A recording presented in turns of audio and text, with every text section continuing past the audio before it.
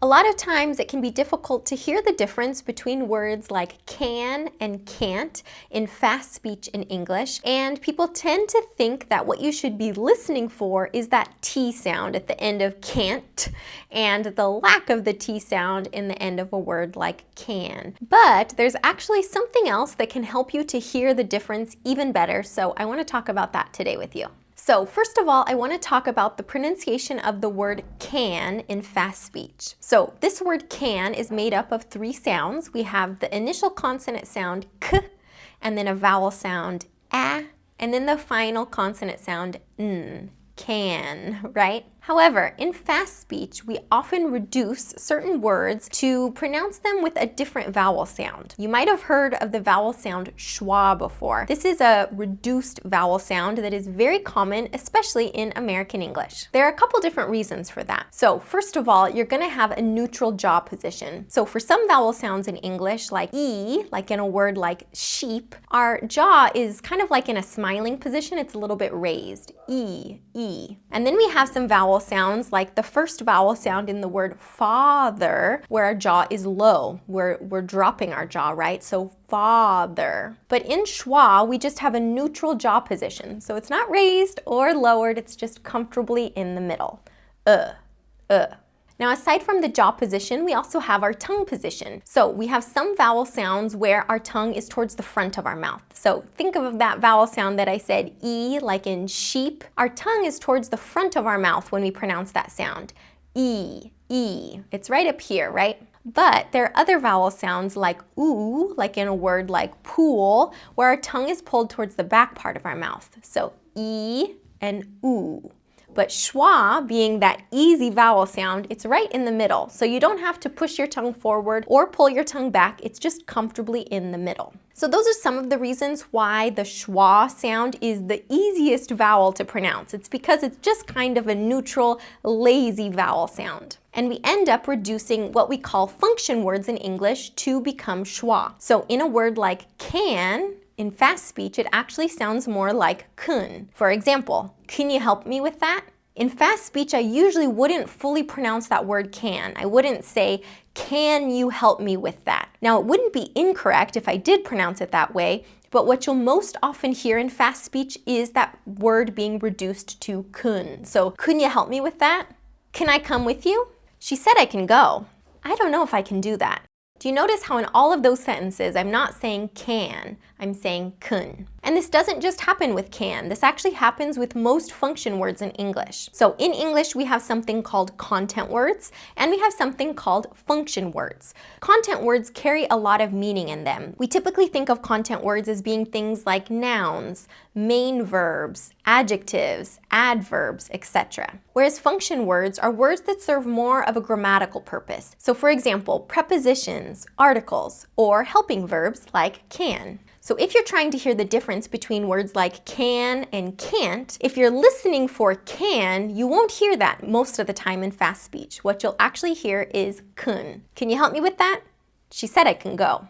Now let's talk about the pronunciation of the word can't. A lot of times, as I said, people will try to listen for that final T sound to help them distinguish between can and can't. Well, we already saw that can really isn't pronounced like can, it's pronounced as kun, but can't also isn't usually pronounced as can't in fast speech. We have a group of sounds in English that are called the plosive sounds. These are sounds that we produce by initially completely blocking the air using either our lips or part of our tongue, and then completely releasing the air in an explosion. We have 6 plosive sounds in English. The first 2 are b and p. And you can notice that I use my 2 lips to completely block the air and then completely release the air. B, p. 2 of the other plosive sounds are k and g, like in the words cat and goat. To produce these sounds, we completely block the air with the back part of our tongue. Our tongue is like this in our mouth. The back part is lifted up and touches the roof of our mouth to completely block the air. And then we bring our tongue down to completely release the air and allow it to come out. So for example, cat, goat. Can you feel your tongue going k, g, completely blocking the air and completely releasing it? And then we have 2 other plosive sounds in English, which are d and t. So to completely block the air and then release the air, we use the tip of our tongue for these sounds. So for example, talk or do. The tip of our tongue raises to the roof of our mouth and completely blocks the air so that none can come out, and then we drop our tongue and the air comes out. T, d. Now, when one of these 6 plosive sounds comes at the end of a word in English, what often happens is these sounds are produced as unreleased. If a plosive sound is unreleased, it means that the sound begins, so we completely block the air, either using our 2 lips, like in b or p, using the back part of our tongue, like k or g, or using the tip of our tongue, like in t and d. So can't falls into this category because the final sound in the word can't is that t sound, right? So when t comes at the end of a word, a lot of times this sound is going to be pronounced as unreleased. So that means that the tip of our tongue is going to go up to the roof of our mouth to begin the t sound, but it's not going to drop and be released. So instead of saying can't, I'm just going to say can't. Now, I technically am producing that t sound. It's just a specific variation of it that occurs in fast speech. But if you're not trained to hear that difference, can't in fast speech will kind of just sound like can, because that final t is not fully produced, right? It's only halfway being pronounced. So can't sounds more like can't, can't.